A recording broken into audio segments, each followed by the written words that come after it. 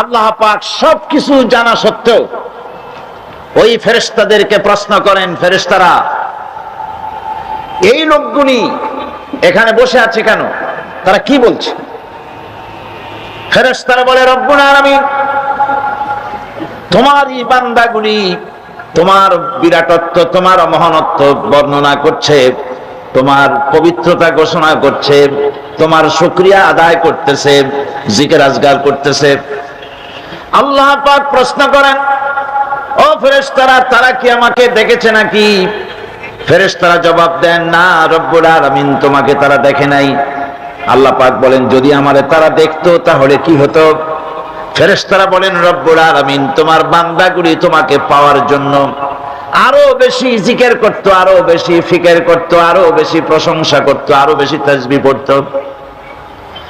আল্লাহ পাক প্রশ্ন করেন, ও ফেরেশতারা আমার এই বান্দাগুলি আমার কাছে কি চায়? ফেরেশতারা বলে, রব্বুল আলামিন তোমার বান্দাগুলি তোমার কাছে জান্নাত কামনা করে, বেহেশত চায়। আল্লাহ পাক বলেন, ফেরেশতারা তারা কি আমার বেহেশত দেখেছে? ফেরেশতারা বলেন, আয় আল্লাহ তোমার জাতের কসম তারা তোমার জান্নাত দেখে নাই। আল্লাহ পাক প্রশ্ন করেন, যদি তা দেখতো তাহলে কি হতো? ফেরেশতারা বলে, রব্বুল আলামিন তাহলে ওই জান্নাত পাওয়ার জন্য তারা প্রতিযোগিতা করত। আল্লাহ পাক এরপরে প্রশ্ন করেন, ফেরেশতারা আমার এই বান্দাগুলি কিসের থেকে আমার কাছে আশ্রয় চায়, কান্দে কেন?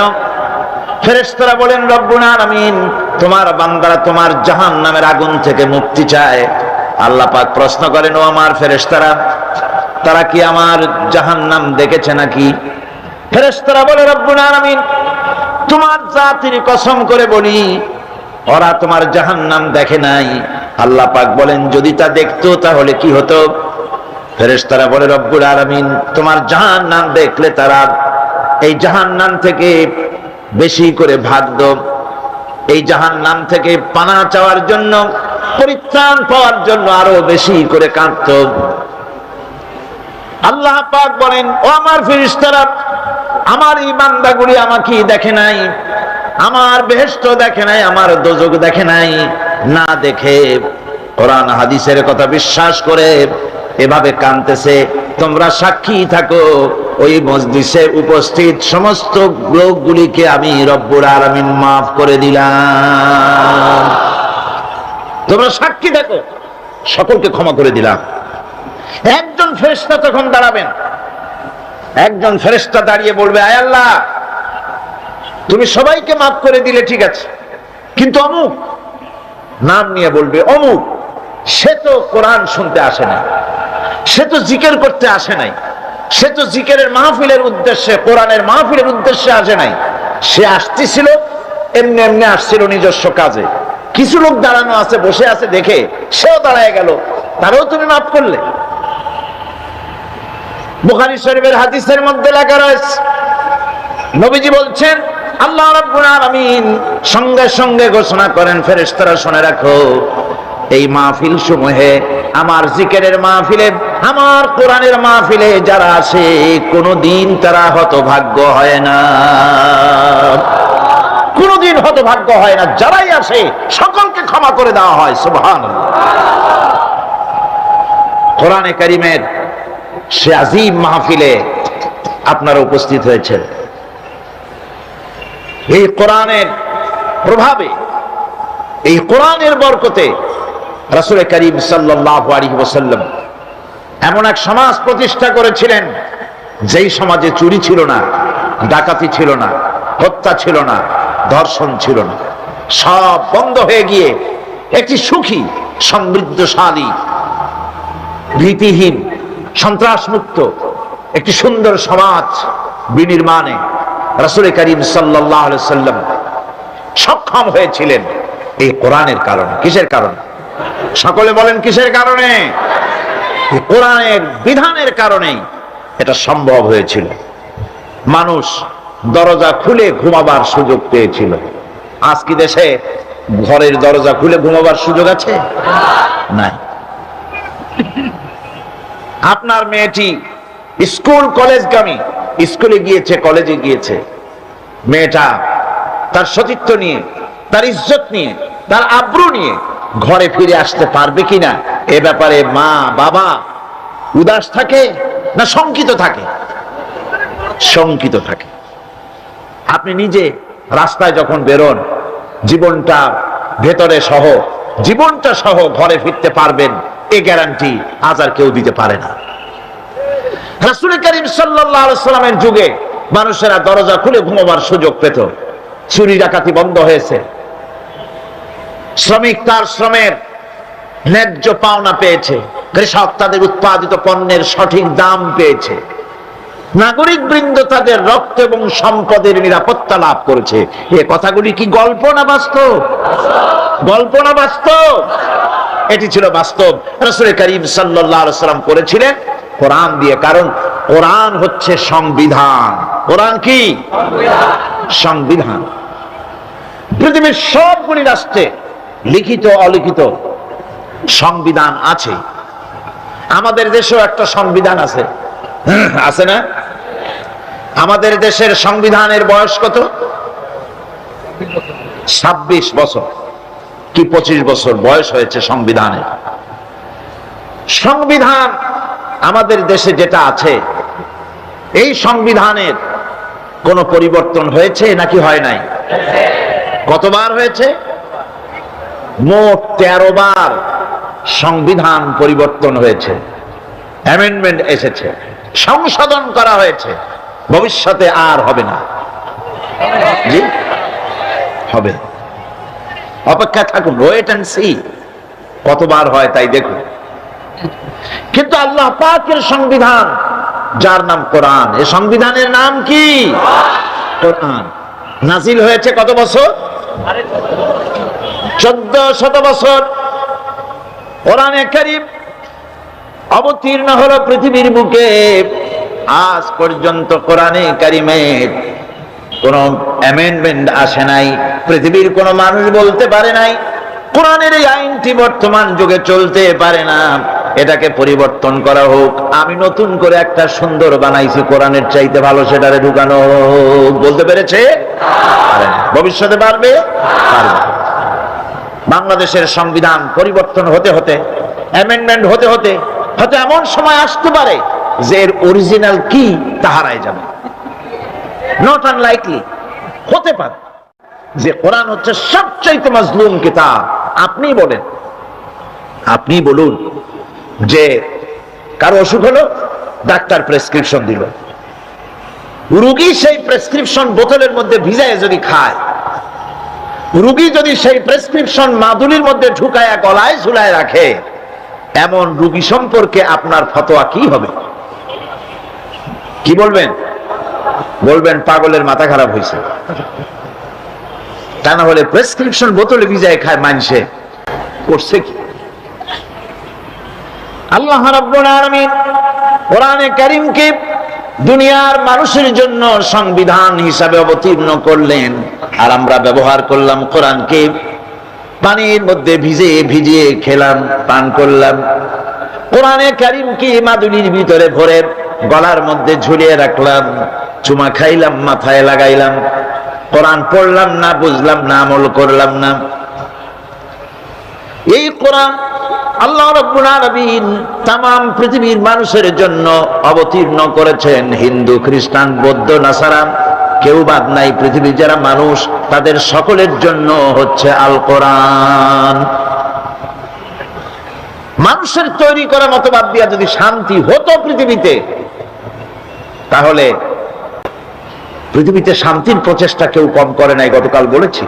কিন্তু সব ব্যর্থ হয়েছে। সব কি হয়েছে? ব্যর্থ হয়ে গিয়েছে। সফল হতে হলে কোরআনের কাছে আসতে হবে, একথা বিশ্বাস করতে হবে যারা ক্ষমতায় আছেন, যারা রাজনীতি করেন, সকলকেই একথা বিশ্বাস করতে হবে, মন গড়া আইন দিয়ে দেশ চলতে পারে না। যেমন আমার মন গড়া কোনো চিন্তা দিয়ে মাইক অপারেট করলে মাইক চলবে না। আমি যদি আমার চিন্তা অনুযায়ী এটারে লাগাই, আমি যদি মনে করি যে এতটুকু ছোট ছোট মাইক্রোফোন, এগুলা কি কথা টানতে পারবে নাকি? এর থেকে এগুলা বাদ দিয়া বড় বড় চুঙ্গাগুলি আনিয়া বক্তার মুখের উপরে ধরো, আওয়াজ জোরে বের হবে। এরকম করলে হবে নাকি? উল্টা বক্তাটারে মারিয়ে ফেলবেন, তার বাঁচারও পথ থাকবে না। টেলিভিশন যদি খারাপ হয়, গাড়ি যদি খারাপ হয়, ওর এক্সপার্ট আছে, তার কাছে যেতে হবে, সে ভালো করার পদ্ধতি তার জানা আছে, ভালো করে দেবে। পৃথিবী তৈরি করেছেন আল্লাহ, মানব গুলি সৃষ্টি করেছেন আল্লাহ, চলবে কিভাবে? এইটা কোথাকার কোন কসিমুদ্দি সলিমুদ্দি, কেটা প্রেসিডেন্ট হইল, কেটা প্রধানমন্ত্রী হইল, কেটা কি হইল আর না হইল, আর তারা বললো এইভাবে চালাও সেইভাবে চালাও। মানুষের মরণ ছাড়া বাঁচার কোনো পথ থাকবে না। দেশকে পরিচালিত করতে হলে শান্তিপূর্ণ উপায়ে যদি দেশ চালাতে কেউ চায়, তাহলে কোরআনের বিকল্প, রাসূলের বিধানের, আল্লাহর বিধানের বিকল্প বিশ্ববাসীর কাছে কিছুই নাই। আপনারা যদি আমাকে বলেন যে ইউরোপ আমেরিকায় অবস্থাটা কি, সেখানে তো কোরআনের আইন নাই, তাহলে সেই দেশ চলে কেমনে, সে দেশ চলে কেমনে? এই প্রশ্নটা আপনারা অবশ্যই আমাকে করার হক রাখেন। ব্রিটেন আমেরিকা কিভাবে চলে? সেখানে তো কোরআনের আইন চলে না। হ্যাঁ, আপনার প্রশ্ন সঠিক, কিন্তু জেনে রাখুন, আমি যদি পাল্টা প্রশ্ন করি, আপনারা বলেন তো পৃথিবীতে সবচাইতে পাগল কোথায় বেশি? আপনারা জবাবে বলবেন আমেরিকা। পৃথিবীতে সবচাইতে মেন্টাল হসপিটাল বেশি কোথায়? আমেরিকায়। মানুষ জন্মের মতো পাগল হইতেছে। এই পাগল হয় কেন? এই পাগল হচ্ছে এই কারণে শান্তি নাই। কি নাই? শান্তি নাই। শান্তির পায়রাগুলো আজ সরাহত। শান্তি তো কতগুলি পায়রার নাম নয়, অথবা কতগুলি বেলুনের নাম নয়। এগুলি কোন নেতা বা নেত্রী কতগুলি পায়রা ধরে বাতাসে উড়ায় দিল আর শান্তির বন্যায় জনগণ ভেসে গেল, এমনটি তো নয়। এই শান্তি আজ আমেরিকার মতো সমৃদ্ধ দেশ জনগণকে শান্তি দিতে পারে নাই। স্বামী তার স্ত্রীকে বিশ্বাস করে না, স্ত্রী স্বামীকে ভক্তি করে না, মা বাপ তার সন্তানকে স্নেহ করে না, সন্তান তার মা বাপকে শ্রদ্ধা করে না।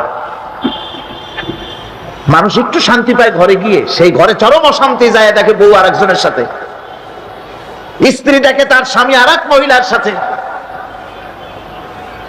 মানুষগুলি এখন মরার জন্য পাগল হয়েছে। আপনারা শুনে অবাক হবেন, গত জুলাই মাসের the Far Eastern Economic Review পত্রিকার ভেতরে এসেছে, আমেরিকার 10,000 আমেরিকান, সাদা আমেরিকান হোয়াইট হাউসের সামনে গিয়ে তারা বিক্ষোভ প্রদর্শন করেছে, দাবি জানিয়েছে সরকারের কাছে যে আমাদেরকে আত্মহত্যা করার অধিকার দেওয়া হোক, আইনগত অধিকার।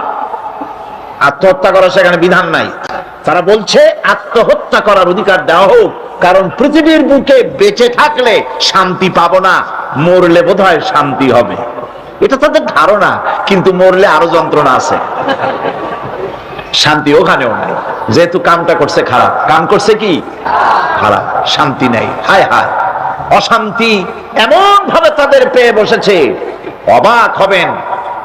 আল্লাহর মেহেরবানি, প্রতি বছর সেখানে দাওয়াত হয়, আর আমি আমার চোখে দেখি মানুষগুলির অবস্থা। যুবকগুলি, যুবিতগুলি মাথার চুলগুলিকে আটা মাখাইয়া তাতে রং দিয়ে তাল পাতার মতো খাড়া করছে। কেউ বা মাথার পেছনের চুলগুলি ছোট ছোট করে ছেটে ওখানে বাড়ির টেলিফোন নম্বর, রোড নম্বর লিখে দিয়েছে। অবাক কাণ্ড অবস্থা। এই আমি বলে থাকি যে শয়তানে যদি এই দৃশ্য দেখে, বেচারা শয়তান গাছের সাথে হেলান দিয়া খালি কানবে আর বলবে যে আল্লাহ, আমি শয়তান হইয়া দুনিয়া এসে লাভটা হইল কি? এগুলি তো মারাত্মক শয়তান। উলঙ্গপনা, বেহায়াপনা, অশ্লীলতায় ছেয়ে গেছে। শান্তি নাই, ইউরোপে নাই, আমেরিকায় নাই। সেই ইতিহাস আর একদিন বলবো। আজ আমি ভূমিকায় কথাগুলি বললাম এই কারণে, পৃথিবীতে আপনারা যা মনে করেন, Britain, France, Italy, German, America, Canada, পৃথিবীর বিভিন্ন দেশে শান্তি নহর বইতেছে না, অশান্তির আগুন জ্বলতেছে। আমার দেশের তালপাতার কুড়ে ঘরে যে শান্তিটা আছে, সে দেশের আকাশ চুম্বী বিরাট ধর্মমালার ভেতরে, বিরাট বিল্ডিং এর ভিতরে সেই শান্তি নাই। কারণ হচ্ছে মানুষ সৃষ্টি করেছেন আল্লাহ, তার আইন বাদ দিয়ে অন্য কোন পথে চললে শান্তি আসবে না। আসুন, আমাদের সফলতার ব্যর্থতার আমরা হিসাব নিকেশ করি। গতকাল আমরা এই হিসাব নিকেশ শুরু করছিলাম। আমরা কি সফলতার দিকে এগোচ্ছি না ব্যর্থতার দিকে? আমরা কি লাভের দিকে না ক্ষতির দিকে? কোথায় দাঁড়িয়ে আছি সেটা আমাদেরকে হিসেব করে দেখতে হবে। একজনের পানির একটা খালের পানি সেচতে ছিল মাছ ধরার জন্য। খালটা উত্তর এবং দক্ষিণ দিকে প্রবাহিত। উত্তর দিকের পানি বালতি ভরে ভরে দক্ষিণ দিকে ফেলতে ছিল মাছ ধরার আশায়। সন্ধে নাগাদ পানি ছেচে তারপর পেছনের দিকে তাকিয়ে দেখে সর্বনাশ, সামনেও যত পানি পেছনেও তত পানি। আচ্ছা, এই কষ্ট করলো অথচ পিছনের পানি কমলো না, এর কারণটা কি আপনারা বের করতে পারেন? কি? বাদ দেয় নাই, বাদ দেয় নাই, মাঝখানে বাদ দেয় নাই বলে সারাদিনের পরিশ্রম পণ্ডশ্রমে পরিণত হয়েছে, ঠিক কিনা? সুতরাং আমরা আমাদের জীবনে যদি আদর্শিক বাদ না দেই, ঈমানকে পুখতা করার আমল করার বাদ সৃষ্টি যদি না করি, তাফসীরের মাহফিলে আনাকুম জানাকুম জানাকুম আনাকুম এভাবেই চলবে, পণ্ডশ্রম হবে, আমরা বলে যাব আপনারা শুনে যাবেন, ফায়দা হবে না। ফায়দা হওয়ার জন্য, কল্যাণ হওয়ার জন্য কোরআনে কারীমের বক্তব্যগুলি শুনতে হবে। আমাদের ব্যর্থতা কোথায়, সফলতা কোথায়, লাভ কোথায়, ক্ষতি কোথায়, সে কথা আল্লাহ আমাকে শোনাচ্ছেন। ওয়াল আসরি ইন্নাল ইনসানা লাফি খুসর। এই সূরাটা আপনারা জানেন কিনা? এইরকম একেবারে পড়তেছেন, মুখ বুঝে আছেন। কোরআনে কারীমের প্রত্যেকটি অক্ষরে অক্ষরে 10-10 করে নাকি আমল নামে আল্লাহ পাক লিখে দিবেন। والعصر إن الإنسان لفي خسر إلا الذين آمنوا وعملوا الصالحات وتواصوا بالحق وتواصوا بالصبر صدق الله العظيم। আল্লাহ পাক ঘোষণা করেছেন, আল্লাহ কসম করেছেন, গতকালে কথাগুলি আমি বলেছি, গোটা বিশ্বের সমগ্র মানব গোষ্ঠীর জীবন কি ক্ষতিগ্রস্ত, মনে নাই? জীবন কি ক্ষতিগ্রস্ত,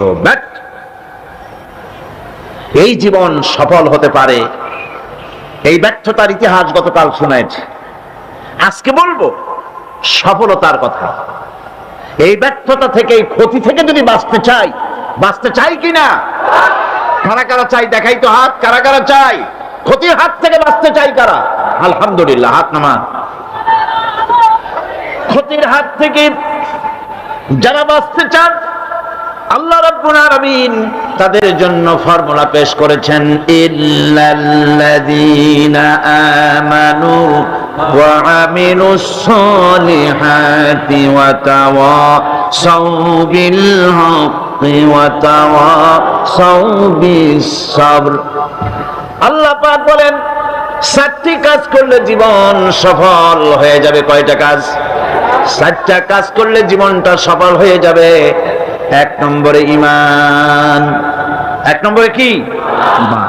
এটাই হচ্ছে ফাউন্ডেশন। ক্ষতি থেকে বাঁচার জন্য প্রথম যে গুণটি, সেটির নাম হচ্ছে ঈমান। ইসলামে ঈমানের স্থান সর্বপ্রথম, তারপরে হচ্ছে ইসলাম। ঈমান আগে, তারপরে কি?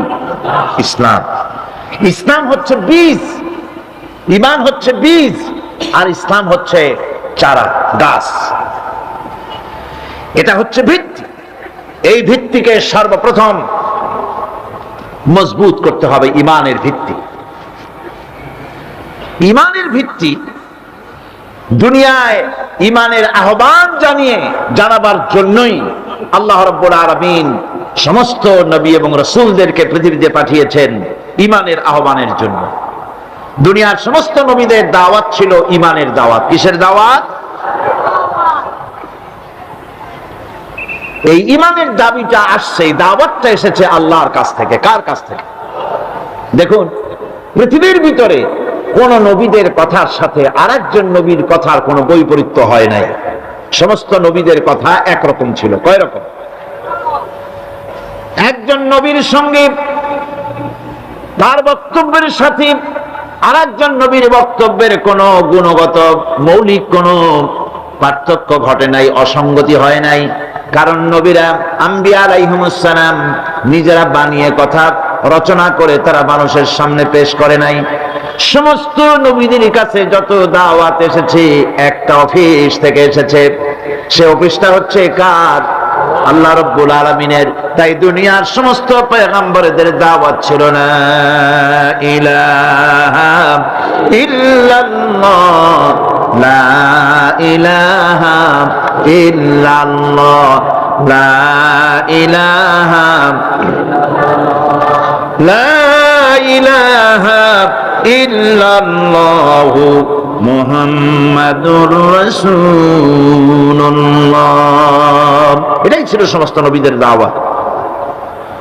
কোরআনে কারীম তার ধারক এবং বাহক সম্পর্কে বলে যে তিনি যে দাওয়াত দিয়েছেন সে দাওয়াতটা হলো ঈমানের দাওয়াত। আমাদের নবী তিনি এসে যে দাওয়াত দিয়েছেন সে দাওয়াতটা কিসের? কোরআনে কারীম বলছি, ربنا إننا سمعنا مناديا ينادي للإيمان। হে আমাদের রব, নিশ্চয়ই আমরা এমন একজন আহ্বায়কের আহ্বান শুনেছি যিনি আমাদেরকে ঈমানের দাওয়াত দিয়েছেন। এমন কোন পয়গম্বর নাই দুনিয়ায় যিনি ঈমানের দাওয়াত দেন নাই। সকলেই ঈমানের দাওয়াত মানুষের সামনে, বিশ্ববাসীর সামনে পেশ করেছেন। কোরআনে হাকিম স্পষ্ট একটা সীমারেখা দুনিয়ার মানুষের সামনে পেশ করে পৃথিবীর মানুষগুলিকে দুটি শ্রেণীতে বিভক্ত করে দিয়েছে। একটি হচ্ছে ঈমান পোষণকারী, আরেকটি হচ্ছে অবিশ্বাসী। একটা ঈমান পোষণকারী আর একটা অবিশ্বাসী। ঈমান পোষণকারীরা সত্যশ্রয়ী, তারা হচ্ছে জ্ঞান এবং নূরের সম্পদে সমৃদ্ধ। আর দ্বিতীয় দলটি হচ্ছে কাফের, জালিম, মূর্খ। তারা হেদায়েতের রাস্তা তাদের জন্য অবরুদ্ধ।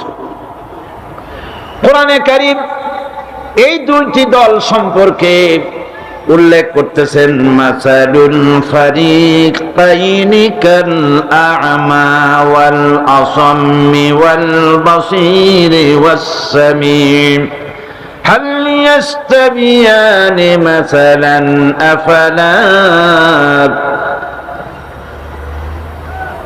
কোরআন শরীফ বলছে, هل يستويان مثلا أفلا تذكرون।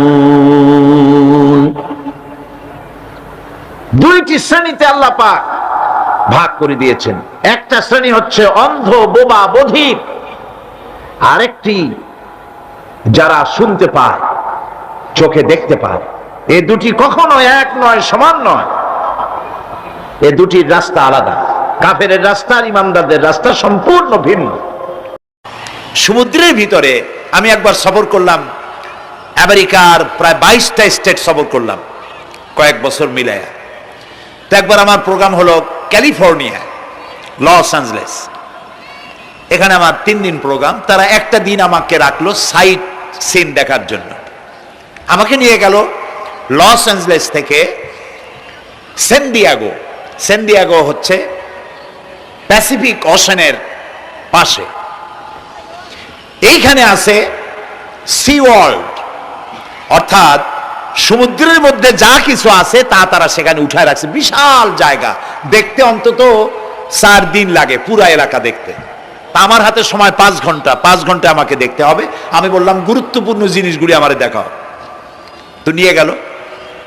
এই আপনাদের মাঠটা যত বড়, এরকম একটা বড় পুকুর। সেই পুকুরের মাঝখানে আছে একটা ওয়াল, আর ঠিক মাঝখানে আছে একটা মঞ্চ, আর 10,000 লোক বসতে পারে এরকম একটা গ্যালারি। ওরকম একটা গ্যালারিতে আমাকে বসালো টিকিট কাটায়া। ওখানে মাছের খেলা দেখানো হবে। যারা খেলা দেখাবে তারা হাতে তুড়ি দিল, সঙ্গে সঙ্গে 2টি মাছ ওই পাশ থেকে তারা ভিতরে বড় গেট আছে, সেই গেট দিয়ে এপারে চলে আসলো। আমি লক্ষ্য করলাম খেলা যারা দেখাবে তাদের মুখের কথা, বাঁশির আওয়াজ, হাতের ইঙ্গিত মাছে বোঝে। মাছটার বুকটা সাদা, একদম সাদা, আর পেছনের দিকটা কালো। যখন উঁচু হয় তখন মনে হয় কোনো সৌদি প্রিন্স হবে, কালো কাপড় গায়ে দেয় সাদা জামার উপরে, ঠিক ওরকম মনে হয়। তো যারা খেলা দেখাবে তারা এভাবে হাতে তালি দিল, মাছেও তার দুটি পাখা নিয়ে হাতে তালি দিল, ওয়েলকাম করলো দর্শকদেরকে। অনেকগুলি খেলা দেখালো এই মাছ। এক একটা খেলা দেখাইয়া যখন স্টেজের সামনে গিয়া মাছ হা করে, তখন বড় বড় বালতির ভিতরে ছোট ছোট মাছ আছে, এই মাছগুলি 2-3 বালতি তার মুখের মধ্যে ঢুকায় দেয়। আমার কাছে মনে হলো ওর গ্রাসটা এত বড় যে আমার মতো 12-14 জন বা 15-20 জন যদি ঢুকায়, তাহলে মাছে মনে করবে যে কোনো সেলাপুটি ঢুকছে, এর থেকে বেশি কিছু মনে করবে না। এত বড় মাছ, শ্যামু ফিশ বলা হয় ওটাকে।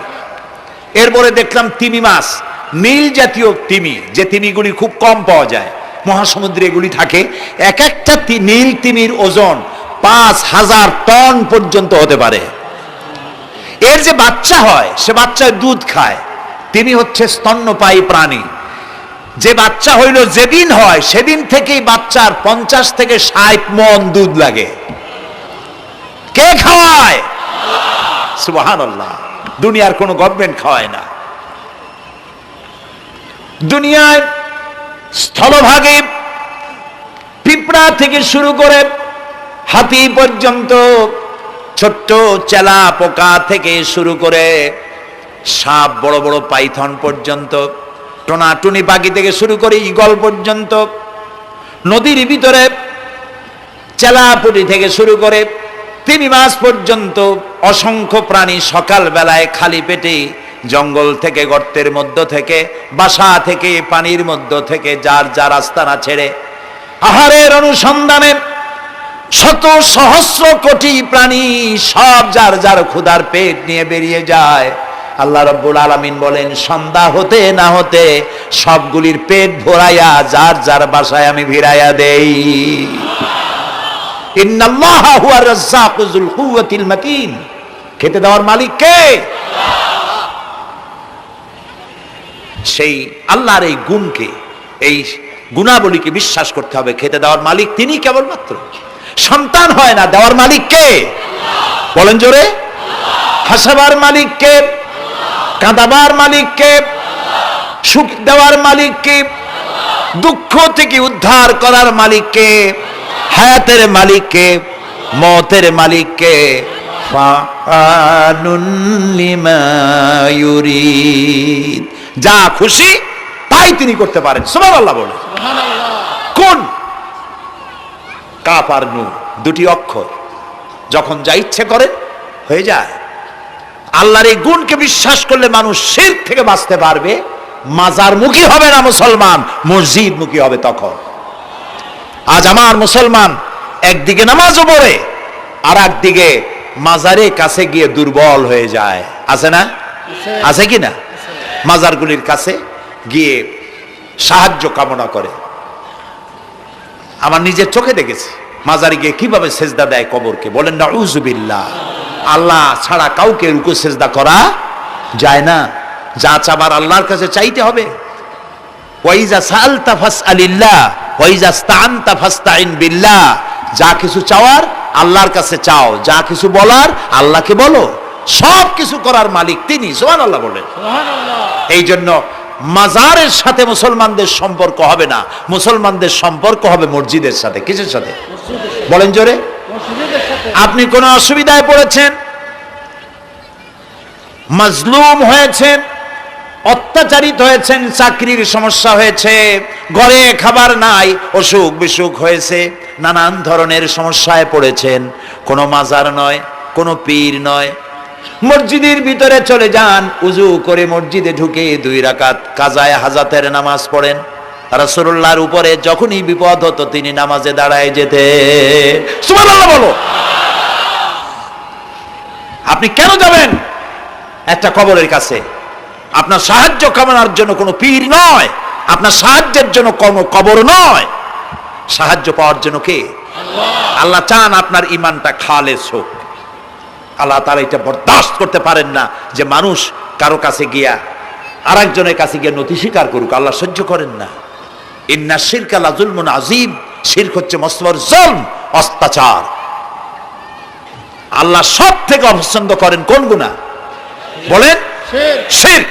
আল্লাহ সহ্যই করেন না। কেন করেন না? একটা যুক্তিতে আসে, যারা বিবাহ করেছেন তাদের স্ত্রী যদি স্বামীর সাথে যে ধরনের হাসি খুশি প্রেমের আদান প্রদান করে, স্বামী ছাড়া যদি আরেকজন পুরুষের সাথে এরকমের ভাব বিনিময় করে, ফোনে কথা বলে, প্রেম করে, খুব সুন্দর করে ভালোবাসা দিয়ে যদি চিঠি লেখে অন্য পুরুষের কাছে, অথবা প্রেম নিবেদন করে, তাহলে স্বামীদের অবস্থা কেমন হবে বলেন? এইটার জবাব দিতেও যদি দেরি হয় তো খুবই কুলক্ষণ। হ্যাঁ, ভয়ানক হবে, ভয়ানক হয়ে যাবে। নিজের চরিত্র যতই যা হোক, বউর চরিত্র ভালো চাই। আচ্ছা বলেন তো, স্ত্রী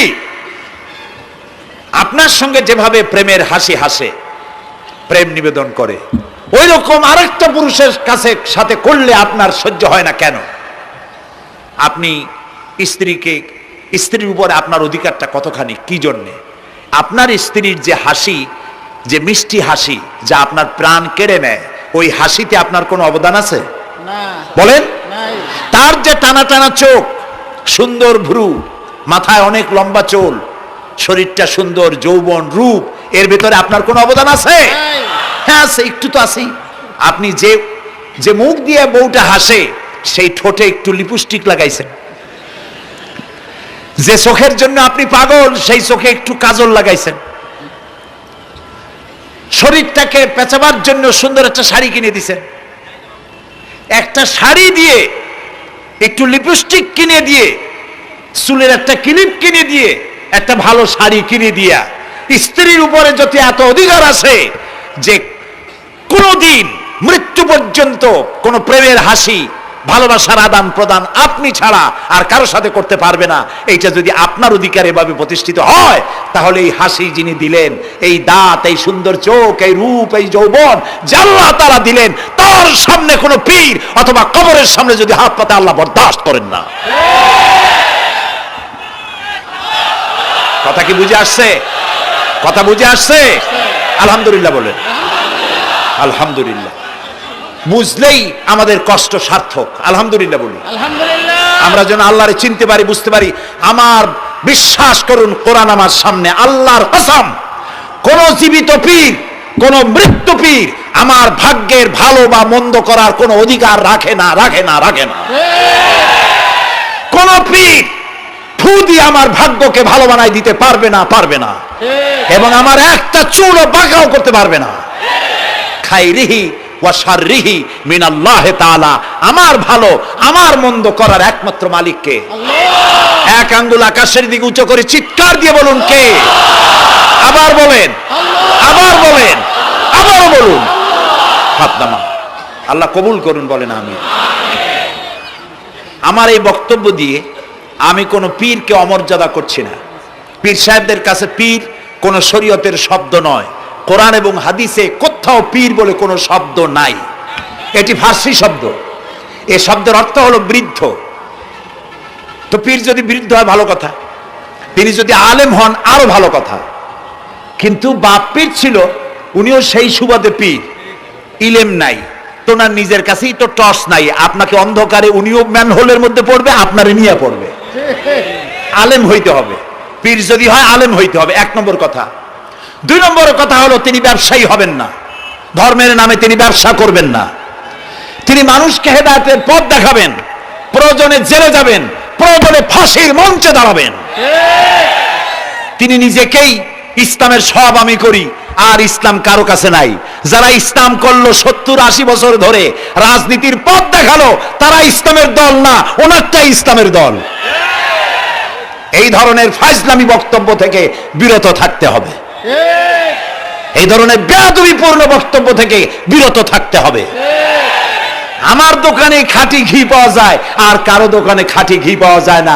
ইসলাম নিয়ে এই ধরনের মনোপলি বিজনেস করতে দেওয়া হবে না। প্রিয় ভাই সব, আমরা পীর সাহেবদের চিনি। পীর ছিলেন শাহজালাল রহমতুল্লাহ আলাইহি। সুবহানাল্লাহ। যুদ্ধ করা লাগে নাই, আজান দিয়েছেন, মূর্তির মাথা ভাঙ্গা চুর চুর হয়ে পড়ে গিয়েছে। গৌর গোবিন্দ পলায়া কুল পায় নাই। লোকেরা যায় তার মাজারে গিয়ে গজাল মাছ জিয়ারত করে আসে, কিন্তু তরবারিটা দেখে আসে না। দোধারি তরবারি এখনো আছে, সুবহানাল্লাহ বলেন। পীর ছিলেন হযরতে বাহাউদ্দিন নকশবন্দি, মুজাদ্দিদ আল ফিসানি রাহমাতুল্লাহ আলাইহি, বড় পীর আব্দুল কাদের জিলানী রাহমাতুল্লাহ আলাইহি, খাজা মঈনুদ্দিন চিশতি রাহমাতুল্লাহ আলাইহি, শাহজাহান আলী রাহমাতুল্লাহ আলাইহি। কত ওলিউল্লাহর মাজার দিয়ে আমার দেশ ভরা, আলহামদুলিল্লাহ কর। আলহামদুলিল্লাহ। আরে একদিকে মানুষকে মুরিদ বানায়া মুরিদের টাকা দিয়ে নিজেদের পকেট ভরেন নাই। ওনারা এরকম করতেন না, এইরকম করতেন। আর রাসূলুল্লাহ বলেছেন এই রকমের হাতের মর্যাদা নাই, এই হাতের মর্যাদা। আমি পীর দেখছিলাম, বাইতুল শরীফের পীর হযরত শাহ আব্দুল জব্বার সাহেব, আল্লাহ তাআলা জান্নাতুল ফেরদাউসের মেহমান বানায়নি। এই বাংলাদেশে শত শত মসজিদ মাদ্রাসার এতিমখানা তৈরি করে গেছেন, সুবহানাল্লাহ কর। বৃষ্টির মৌসুমে চট্টগ্রামের বাড়ি তার, 14 বছর মাদ্রাসায় ওয়াজিদিয়া চট্টগ্রামে 14 বছর বুখারী শরীফ পড়িয়েছেন। কি মানের আলেম, খালি পীর না। মুরিদরা যত টাকা দিত এই টাকা দিয়ে বড় বড় মাদ্রাসা মসজিদ করেছেন। আর বৃষ্টির সময় সাথী সঙ্গী নিয়ে বস্তি এলাকায় যেতেন, পলিথিন দিয়া ছাওয়া, বাচ্চা আর তার স্বামী নিয়ে কাতরায় এক কোনায় বসে আছে, খাবার নাই, চাউল নাই, অসুস্থ, তাদের চাউল দিয়ে আসতেন, তাদের রান্না করার শাকসবজি দিয়ে আসতেন, ওষুধ দিয়ে আসতেন, হাড়ি পাতিল দিয়ে আসতেন। বন্যা হলে, তুফান হলে টাকা উজাড় করে যা মুরিদরা দিত সবগুলি উজাড় করে মানুষের খেদমত করতেন, সুবহানাল্লাহ। কাজী যারা জামায় অনেকগুলো পকেট সমানে নিতে থাকে আর ভরতে থাকে এইভাবে করে, এই ব্যবসায়ীদেরকে পরিত্যাগ করতে হবে।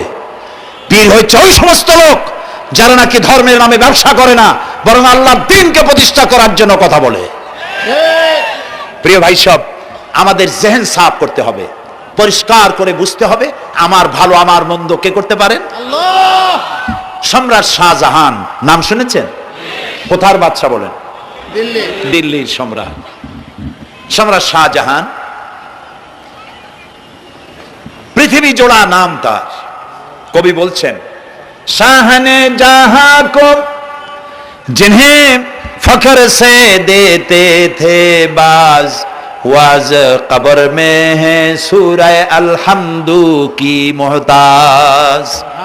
যে শাহজাহানকে কর দিয়া ট্যাক্স দিতে পারলে জনগণ নিজেদেরকে গৌরবান্বিত বলে মনে করত, সেই শাহজাহান কবরে শুয়ে আছে, সূরা ফাতিহার মুহতাজ হয়ে আছে, সুবহানাল্লাহ। যদি কেউ আমার কবরের কাছ থেকে হাঁটে যাইতো আর একটু সূরা ইখলাস পড়ে সবরেসানি করতো, আমি কিছু পাইতাম। আহারে, এই এতিম ফকির হয়ে শুয়ে আছে। এক ফকির দিল্লি ঘুরতেছে, একজন বলছে, ভাই তোমারে তো খয়রাত করে দেখতেছি আমি সেই ছোটবেলা থেকে, খালি তুমি খয়রাত করো। একটা জিনিস আপনারা মনে রাখবেন, গরিব, আজকে যারা গরিব পরিশ্রমের মধ্য দিয়ে কালকে তারা ধনী হতে পারে, কিন্তু যারা ভিক্ষুক, যারা ভিক্ষা করে, জিন্দেগিতে কোনোদিন তারা বড় হতে পারবে না। ভিক্ষা করা যাদের অভ্যাস, জীবনেও বাড়ি করতে পারবে না, জীবনেও ধনী হইতে পারবে না, কিন্তু গরিব ধনী হইতে পারবে। কারণ হলো আল্লাহর কাছে দুইটা বৈধ জিনিস অত্যন্ত ঘৃণিত। কয়টা? একটা হলো তালাক, আর একটা হলো ভিক্ষাবৃত্তি, মানুষের কাছে চাওয়া। আল্লাহ পছন্দ করেন না। তো ভিক্ষুক ঘুরতেছে, একটা লোক বলল, মিয়া তোমার তো সারা জীবনই খরচ করতে দেখি। খরচ করবো না, করবো কি? যার কাছে যাই সে দেয় 4 আনা 2 আনা 1 টাকা, এর বেশি তো দেয় না, তো আমি কেমনে বড় লোক হবো? কয় যে তুমি বাদশারে চোখে দেখো না, বাদশারে চোখে দেখো না। কয় বাদশার কাছে কি আমার মতো লোক যাইতে পারে নাকি? কল না, যাইতে হবে, যাও। বাদশা একবার যাবা, এমন দেওয়া দেবে জীবনে আর তোমার খরচ করা লাগবে না। পাতি শিয়ালের পিছনে ঘুরে তো লাভ নাই, পাতি শিয়ালে খায় মুরগি, তোমার একটা ঠ্যাং দেবে, দাঁতের খেলালের কাজ হবে না। বাঘের পিছনে ঘোরো, বাঘে খায় গরু আর হরিণ, একটা রান দিলে তুমি 1 সপ্তাহ খাইতে পারবে। কাজে ঘুরতে গিয়েও বোঝা উচিত কার সাথে ঘুরি। তো বলছে বাদশার কাছে যাও, তো বাদশারে পাবো কই? কই তো দেখলাম কেবল মসজিদে ঢুকলো। তারপরে ফকির গিয়ে দাঁড়ায় আছে বারান্দায়, দেখে যে উনি বাদশা ভেতরে বসে হাত তুলে আছে ভাবে, আর চোখ দিয়ে পানি পড়ে দাড়ি ভিজে ভিজে পড়তেছে। নামাজ শেষ করে, মোনাজাত শেষ করে বাদশা বেরিয়েছেন। কোন বাদশা? শাহজাহান। বাইরে আসার পর ফকির বলল, আসসালামু আলাইকুম, বলে ফকির রওনা করছে। বাদশা বলে, দাঁড়াও, তুমি যে রওনা করলা, তোমার তো ভিক্ষুক মনে হয়, আর লোকেরা যারা ভিক্ষুক না তারাও তো আমার কাছে চায়, আর তুমি তো ভিক্ষুক, চাইলে না কেন কিছু? ভিক্ষুক বলে, জাহাপানা, আমি কিছু চাইতে এসেছিলাম আপনার কাছে, কিন্তু আপনার করুণ অবস্থা দেখে আমার জ্ঞানের চোখ খুলে গিয়েছে। আমি দেখতে পেলাম আমি যার কাছে চাইতে এসেছি, আমি তো কান্দি না, হাতও বাতি নাই। যার কাছে চাইতে আসতাম দিল্লির সম্রাট, আবার কোন সম্রাটের কাছে হাত পেতে ভিক্ষুকের মতো কি জানি চায়, আর চোখ দিয়া পানি পড়ে দাড়ি ভিজে ভিজে পড়ছে। আমার জ্ঞানের চোখ খুলে গেছে, দুনিয়ার বাদশার কাছে আর চাইবো না। বাদশা কান্দে যে বাদশার কাছে, তার কাছেই চাইবো।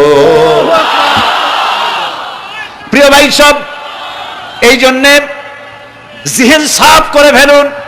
দুনিয়ার কোন মানুষের জন্য, মানুষের কাছে নয়, কোন কবরে নয়, কোন কারো কাছে নয়, আল্লাহ তাআলার কাছেই আমরা নামাজের মধ্যে ঘোষণা করেছি, ইয়াকা না'বুদু ওয়া ইয়াকা নাস্তাঈন। আল্লাহ তাআলা, তোমার একমাত্র ইবাদত করি, তোমার কাছেই সাহায্য চাই। কাজেই সাহায্য আল্লাহর কাছে। কার কাছে চাইবো বলেন? আল্লাহ আমাদের ঈমান পোক্ত করে দিন। আমরা বলি আমিন, আমরা বলি আমিন। অসুখ বিসুখ হইলে পরে ধৈর্য ধরবেন।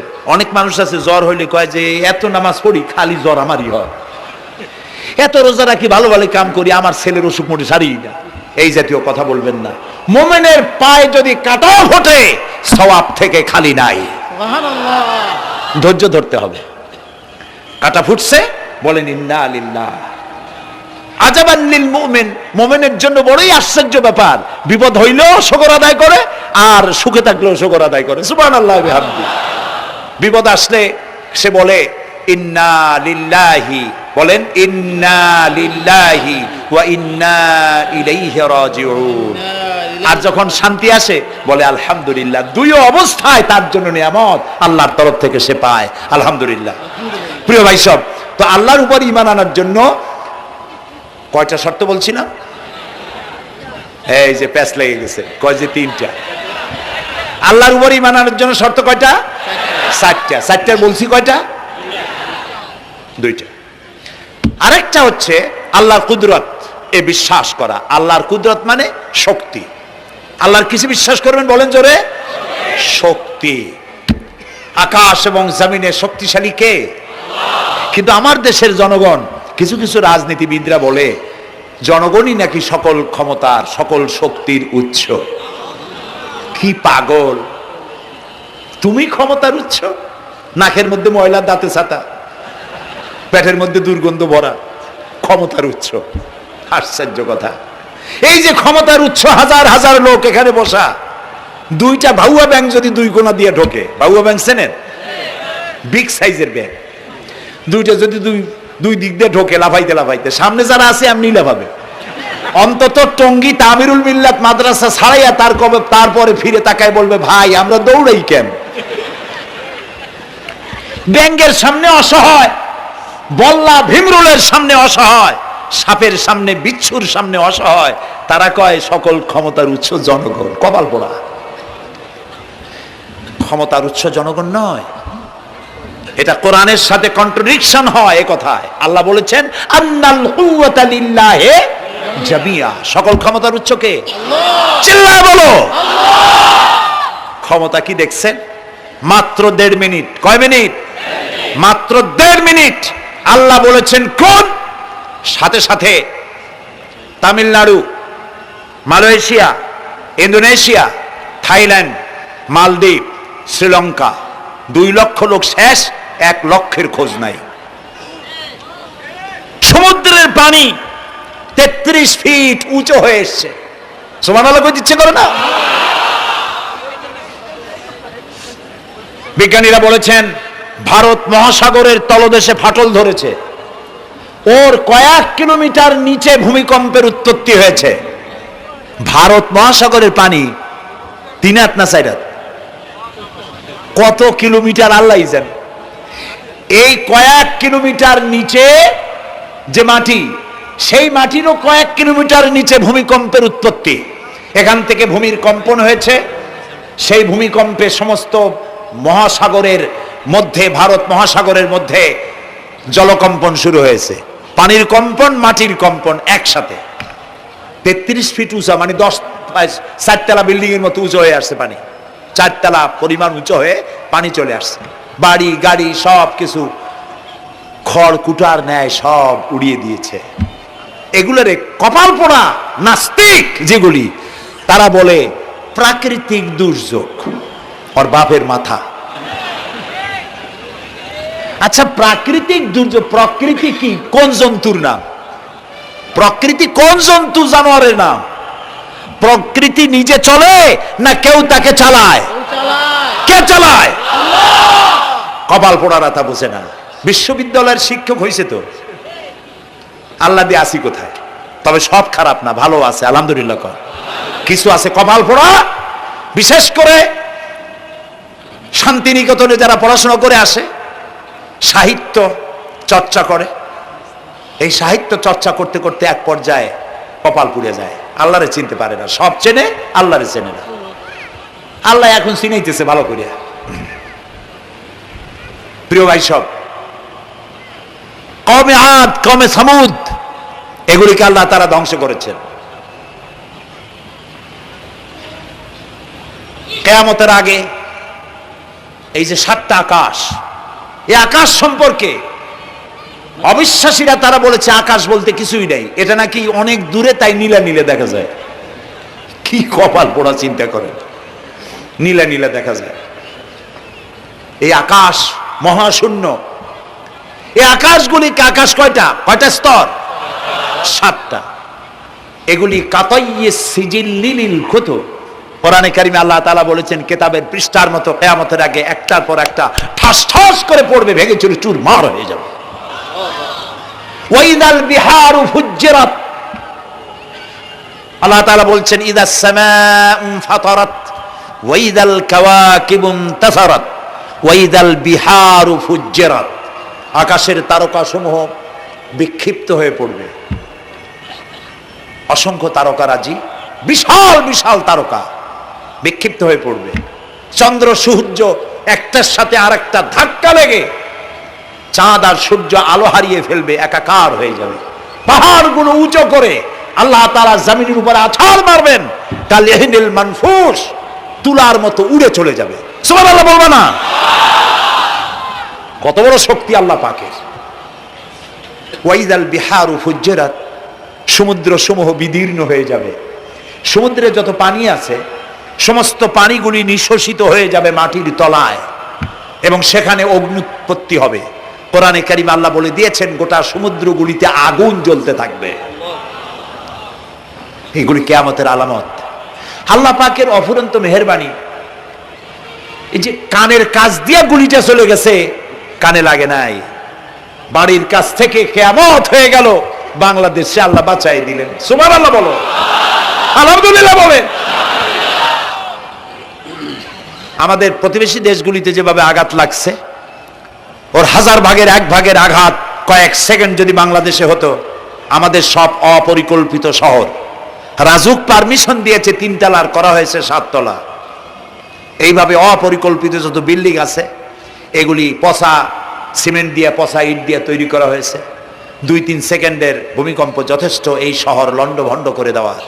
অসংখ্য মানুষ মারা যাবে, অসংখ্য বাড়িঘর শেষ হয়ে যাবে। এদেরকে রেস্কিউ করার মতো মডার্ন ইকুইপমেন্টসও গভর্নমেন্টের কাছে নাই। এই জন্য আল্লাহর কাছে সেজদা দিয়া গুনার তওবা করতে হবে, আল্লাহ আমাদের মাফ করে দাও, আমার এই গরিব দেশটাকে কিয়ামত পর্যন্ত এই গজব থেকে বাঁচাও। প্রিয় ভাই সব, আল্লাহ তাআলার ক্ষমতার ওয়াজ আমি আজ করতে পারবো না, অনেক লম্বা হয়ে যাবে। কারণ আমাকে 3টা পুঁজির কথা তো কমসে কম বলতেই হবে, অল্প করে হলেও।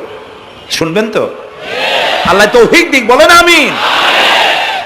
তো আল্লাহ তাআলার ক্ষমতায় বিশ্বাস করা, তার প্রচন্ড ক্ষমতা, যা খুশি তাই বলেন করতে পারেন। মরাকে জিন্দাকে মারতে পারেন, মরুভূমিতে ফুল ফুটাতে পারেন।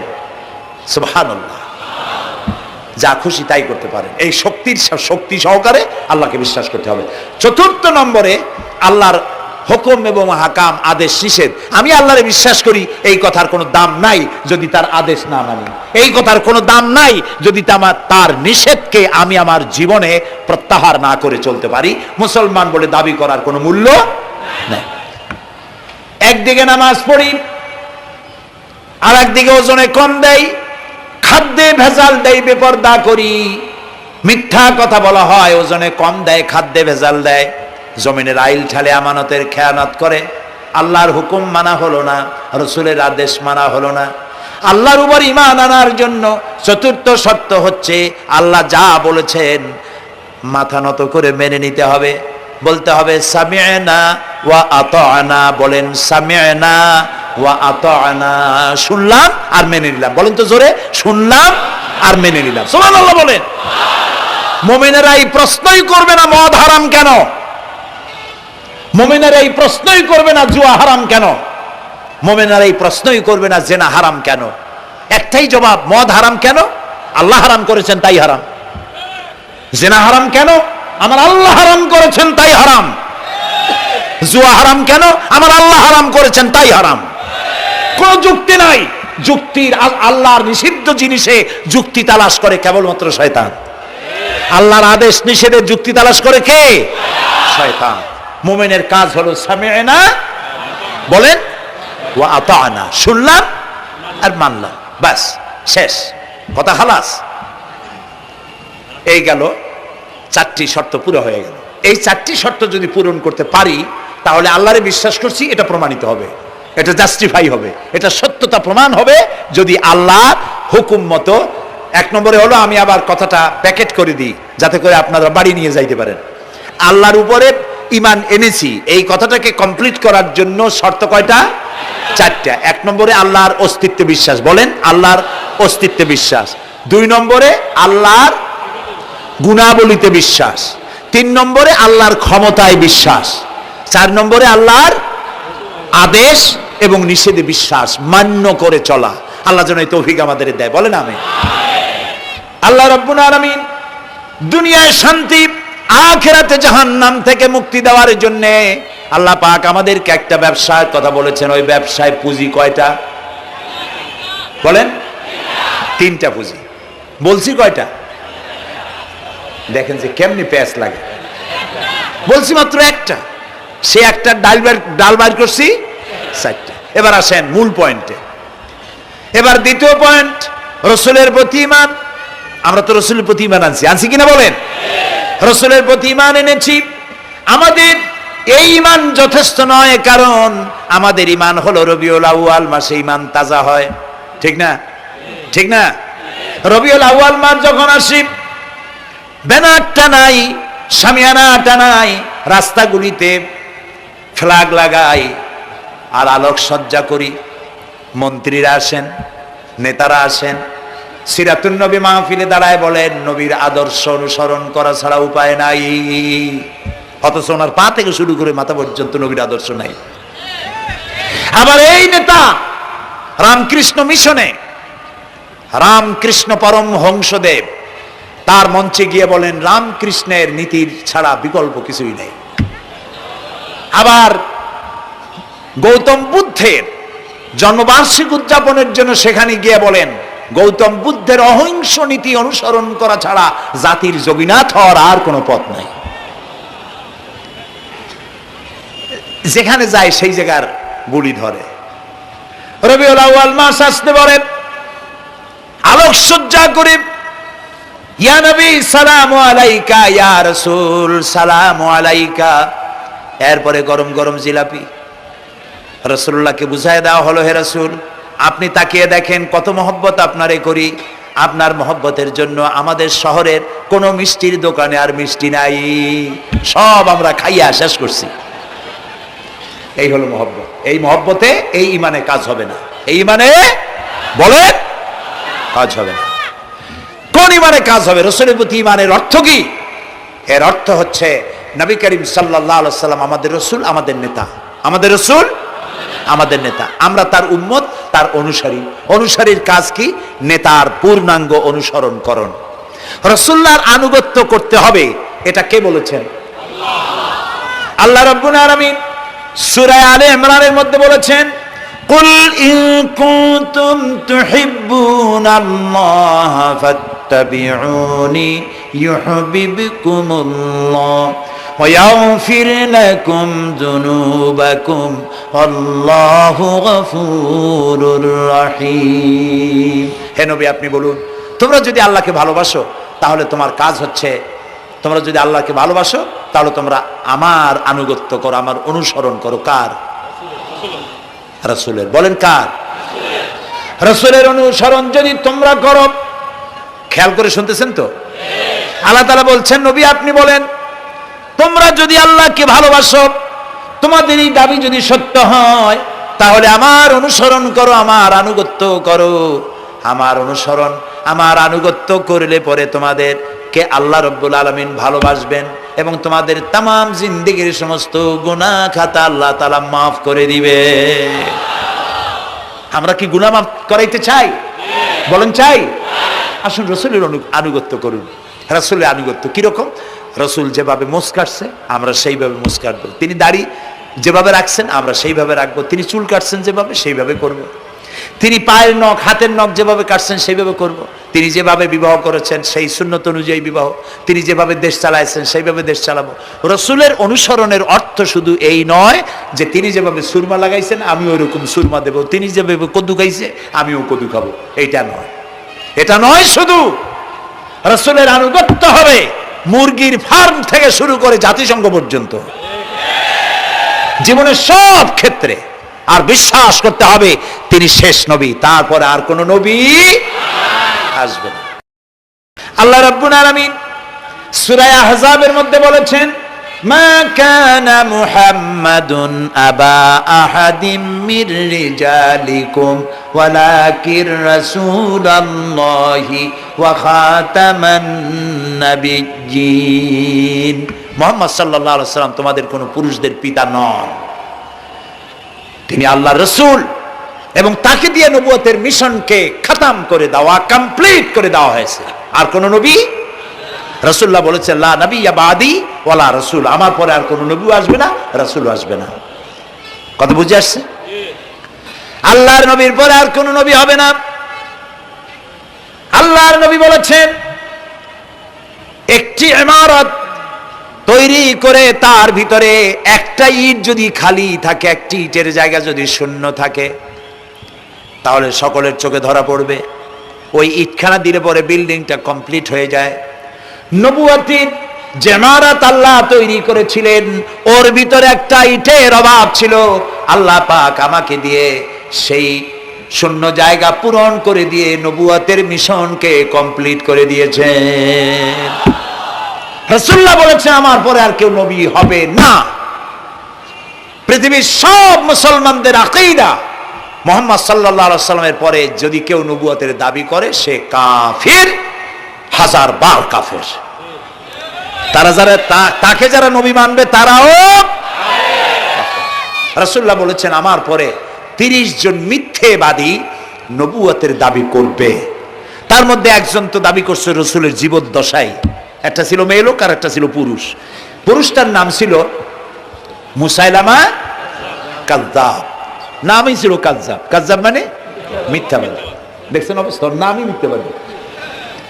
উম্মতেরা কইল যে আপনি তো একজন নবী, আমরা সৌভাগ্য আর দুর্ভাগ্য হোক আপনারা নবী বলে মানলাম। মুহাম্মদ সাল্লাল্লাহু আলাইহি ওয়াসাল্লামের কাছে প্রায় জিবরাইল আসে আর ওহী আনে, আর আপনি আমাদের কোনো ওহী দিতে পারলেন না পর্যন্ত। কয় যে কেবল না নবী হইলাম, অপেক্ষা করো, ওহী আসবে না। বেশ কিছুদিন যাওয়ার পর খুব চিন্তা ভাবনা করে কয় যে ওহী একটা আসছে। উম্মতেরা সব দৌড়ে আসছে, কি ওহী? কয় যে এইমাত্র শেষ রাত্রে জিবরাইল আসছিল, আইসা আমারে কয়ে গেল, একটা সূরা নাজিল করলো। সূরাটা কি? ইন্না আতাইনাকাল আকাক ফাসাল্লি লিরাব্বিকা ওয়াজআক ইন্না শানিয়াকা হুয়াল আবলাক। উম্মতেরা কয় সর্বনাশ, এই সূরা পড়তে গেলে তো আমরা কাইসা মরে যাব। এর অর্থ তো খুব বিকায়দা। এ কি সূরা নাজিল হলো আপনার উপরে? ইন্না আতাইনাকাল আকাক, মানে আমি তোমাকে হুতুম পেশা দান করেছি, সুতরাং তুমি তোমার প্রভুর উদ্দেশ্যে নামাজ পড়ো আর চিৎকার মারো, কারণ তোমার শত্রুরা সাদা এবং কালো বর্ণের। আমরা তো আগামাথা কিছু বুঝলাম না, কি ওই? আচ্ছা ঠিক আছে পয়গম্বর, মুহাম্মদ সাল্লাল্লাহু আলাইহি সাল্লামকে তার উম্মতেরা নিয়ে যায় তাদের বাগানে, মাঝে মধ্যে নিয়ে যায়। নিলে পরে যে কুয়ায় পানি থাকে না, শূন্য কুয়া পানিতে ভরে যায়। যে গাছতলা দিয়ে তিনি হেঁটে যান, যে খেজুর গাছে খেজুর নাই, সেই গাছতলা দিয়ে রাসূল হেঁটে গেলেন, গাছে ফল ধরে যায়। আপনি তো এরকম কিছু দেখাইতে পারেন না। কয় তোমরা তো আমার নেও না, চলো না যাই। নিয়ে গেছে, যাই দেখে যে কুয়ার পাড় দিয়ে যায়, যে কুয়ায় পানি থাকে তার থাকে না, শুকায় যায়। যে গাছতলায় দিয়ে যায় ওই গাছে খোরমা থাকলে সাথে সাথে খোরমা ঝরে যায়। উম্মতের কয় কি একটা কপাল পড়ো নবী পাইলাম ভাগে। আল্লাহ তারে শেষ করছে দুনিয়া থেকে, জাহান্নামে চলে গেছে। সেই মহিলাটাও গেছে, সেও গেছে। রাসূলুল্লাহ বলেছেন এইরকম 30 জন মিথ্যাবাদী নবুয়তের দাবি করবে কিয়ামতের আগ পর্যন্ত। গোলাম আহমদ কাদিয়ানী, এ হলো ইতিহাসে আমরা যদ্দ পাই তার পর্যন্ত 28 জন হয়েছে। মুহাম্মদ সাল্লাল্লাহু আলাইহি সাল্লামের ইন্তেকালের পর ওকে নিয়ে হয়েছে 28 জন। কয়জন হইল? বাকি আছে কয়জন? তাই বলে কিয়ামত যে এই 2 জন হইলি আগামী বছর বা 5-6 বছরের মধ্যে কিয়ামত হবে ওইটা চিন্তা করেন না। এই পৃথিবীতে একটা লোক আল্লাহ শব্দ উচ্চারণ করার যদি থাকে কিয়ামত সে পর্যন্ত হবে না। সুবহানাল্লাহ। সুতরাং বহুত দেরি আছে কিয়ামতে। তবে ওর মতো আরো শয়তান 2 জন আসবে। গোলাম আহমদ কাদিয়ানী বলল আমি পয়গম্বর, আমি নবী, আমার উপরে ওহী আসে। তো তার সঙ্গে ওই যুগের বড় আলেম মাওলানা আতাউল্লাহ শাহ বুখারী রহমতুল্লাহ আলাইহি তিনি বললেন, আচ্ছা তুমি যে নবুয়তের দাবি করো এই শক্তি তুমি পাও কই? কয় যে আমার শক্তি তো কোরআন, কোরআনের মধ্যেই আছে আমার কথা। কোথায়? কয় সূরা সফের মধ্যে আছে, ইয়াতি মিন বাদি ইসমুহু আহমদ। ঈসা আলাইহিস সালাম আমার ব্যাপারে ফোরকাস্ট করেছেন, ভবিষ্যৎবাণী দিয়েছেন যে আমার পরে একজন আসবে, তার নাম হবে আহমদ। আমি তো সেই আহমদ। মাওলানা বুখারী বলছেন বেকুব, ঈসা আলাইহিস সালাম যার কথা বলেছেন তার নাম, ঈসা আলাইহিস সালাম যার কথা বলেছেন তার নাম হলো ফকাত আহমদ, আর তোমার নাম হলো গোলাম আহমদ। তাহলে এতে করে বোঝা যায় ঈসা আলাইহিস সালাম যার কথা বলেছেন তুমি সেই আহমদের গোলাম। তো তুমি নবুয়তের দাবি করো কেন? গোলাম আহমদ কয় যে হুজুর আমার নামের আগে গোলাম বৈশা একটু সমস্যা হয়েছে, ঠিক তো গোলামটারে যদি বাদ দেই তাহলে তার আপনি আপত্তি করতে পারেন না, আমি আহমদ থাকি আর আপনি আমার উম্মত হয়ে যান। আমি আমার কথা ঈসা আলাইহিস সালাম বলেছেন।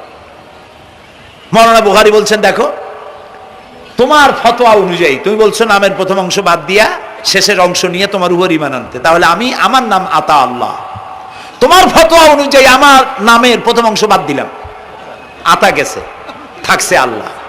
আর আল্লাহ হয়ে বলছি তোর মতো গাধারে আমি নবুয়ত দেই নেই। এরপর এই শয়তানের মউত হলো কোথায়? বলেন কোথায়? পায়খানার ভিতরে। এই কাদিয়ানীরা, গোলাম আহমদ কাদিয়ানী কাফের, ওরে যারা নবী বলে মানে তারাও কাফের। প্রিয় ভাই সব, পৃথিবীর 48টি মুসলিম দেশ কাদিয়ানীদেরকে নন মুসলিম মাইনরিটি হিসাবে ঘোষণা দিয়েছে রাষ্ট্রীয়ভাবে। সৌদি গভর্নমেন্ট আইন পাশ করেছে কিয়ামত পর্যন্ত কাদিয়ানীরা মক্কা মদিনায় প্রবেশ করতে পারবে না। বিগত 100 বছরের ভিতরে কোন কাদিয়ানী মক্কা মদিনায় ঢুকতে পারে নাই। আজকে বাংলাদেশে খতমে নবুয়তের আন্দোলন নতুন কিছু নয়, দীর্ঘদিন থেকে এই উপমহাদেশে খতমে নবুয়তের আন্দোলন চলছে। এই আন্দোলন চলবে যতদিন পর্যন্ত সরকারের পক্ষ থেকে তাদেরকে নন মুসলিম মাইনরিটি ঘোষণা না করা হচ্ছে, আন্দোলন চলবেই। এদের লাশ রাস্তায় ফেলাই দিবা আর 14 কোটি মুসলমান তাকিয়ে তাকিয়ে দেখবে, তা বিশ্বাস করো না। খতমে নবুয়তের আন্দোলন যারা করেন এই জাতির 14 কোটি মুসলমানের সমর্থন তাদের পেছনে রয়েছে। কাজী তাদের ব্যাপারে উচ্চবাচ্য কথা বলতে গিয়ে ব্যারিস্টার হন, আইনজীবী হন, যেই হন, খতমে নবুয়তের আন্দোলন যারা করে তাদের ব্যাপারে কথা বলতে গিয়ে মুখ সামনে কথা বলবেন। এদেশের মানুষ শহীদ হয়ে যাবে, কাদিয়ানীদেরকে বরদাস্ত করবে না। আমাদের দেশে হিন্দু, থামুন, আমাদের দেশে হিন্দু খ্রিস্টান, বৌদ্ধ আমাদের দেশের নাগরিক অধিকার ভোগ করে না? আমাদের সমান নাগরিক অধিকার তারা ভোগ করে। কাদিয়ানীরাও হিন্দু খ্রিস্টানদের মতো নন মুসলিম মাইনরিটি হিসেবে এদেশে বসবাস করে নাগরিক সুবিধা ভোগ করবেন, কোনো অসুবিধা নাই। কিন্তু আপনি মুসলমান বলে দাবি করবেন না, শেষ নবী মানবেন না, আমরা এই ব্যাপারে কিয়ামত পর্যন্ত আপোষ করব না। কেবলমাত্র মূর্খ, দালাল, হারামখোর তারাই কাদিয়ানীদের পক্ষ অবলম্বন করতে পারে, ইমানদারেরা পারে না।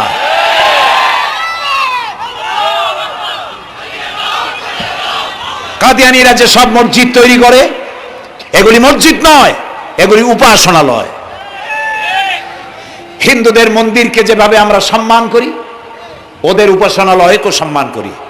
কিন্তু কাদিয়ানীরা যতদিন মুসলমান নামের পরিচয় দিতে থাকবেন, আমরা আমাদের অধিকার আদায়ের জন্য সুশৃঙ্খল ভাবে গণতান্ত্রিক পদ্ধতিতে আমরা এই অধিকার আদায়ের চেষ্টা করব।